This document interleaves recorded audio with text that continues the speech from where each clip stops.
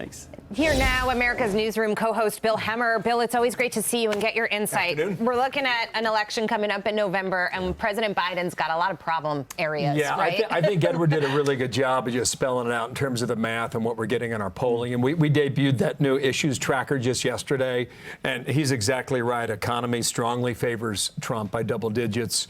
The border strongly favors Trump by 18 points.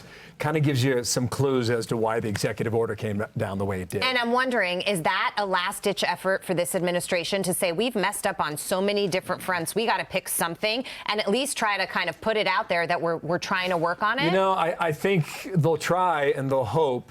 I think it's also very complicated.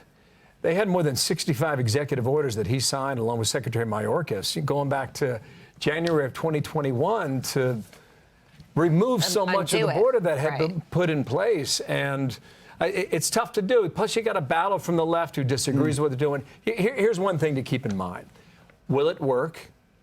Will the media continue to report on it? We've been there. Will others still be there to see whether or not you hit the 2,500 mark or not? I think the border is so bad, after being there myself, that it takes more than just an executive order signed in the Oval Office to get this done. I want to talk about some interesting reporting. The big news out this morning, sort of that big expose, the big piece from the Wall Street Journal highlighting sort of how behind closed doors people are becoming a little bit more worried about Biden's mental acuity. Is that an election issue? It's going to be. If I could go back to the issues tracker, we find age and Donald Trump favored by 21 points. 21. You know, more than any other. It's the largest lead that he had on Biden or Biden had on Trump. And off the top of my head, I think Biden's best showing was on abortion, and he led there by 12 points. There's another thing going on right now when you land in France, and that's the foreign policy issues.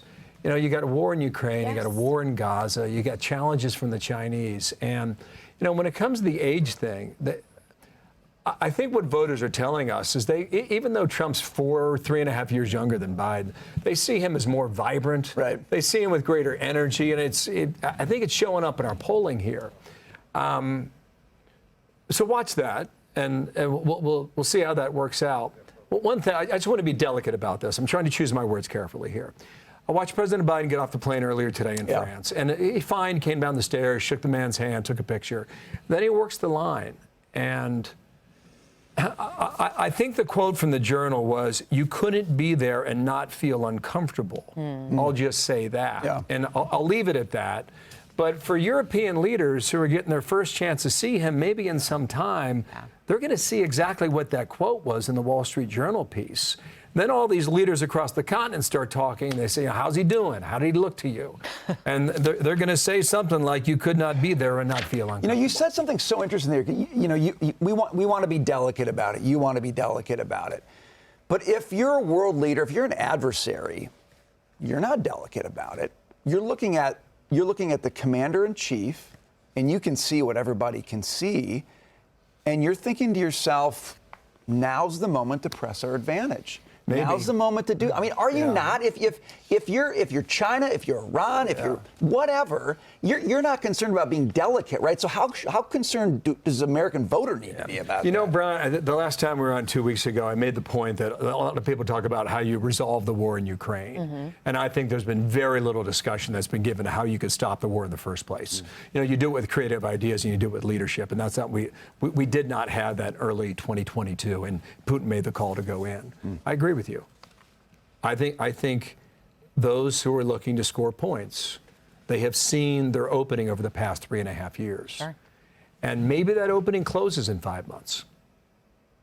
It's 5 months from yesterday when America votes. We'll see.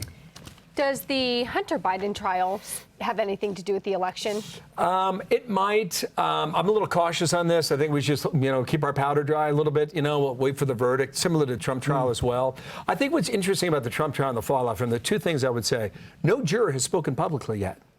No juror has been identified. We don't have any names. They've made a conscious decision not to do that. I think the other thing is there's been some polling after the verdict. I think you need to allow the waters to roll over the stone for several days, if not even several weeks. Quinnipiac today at 2 o'clock is going to come out with a poll on Georgia.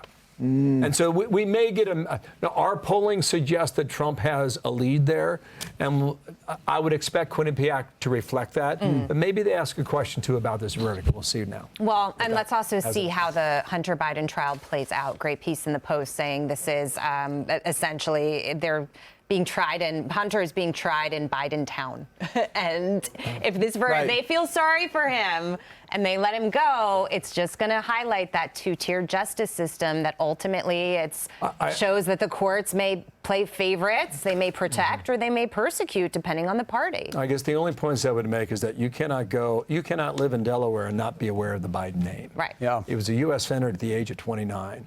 And they do have several jurors on there who have said that they have members of their family who are addicts or have been addicts. Right. Not quite sure how that plays. How it plays out. Listen, it's going to be a tough couple of weeks for the family, regardless. Always great to see you, Bill. You too, Jack. Thank you, sir. Brian, Taylor, good to be with you. All right.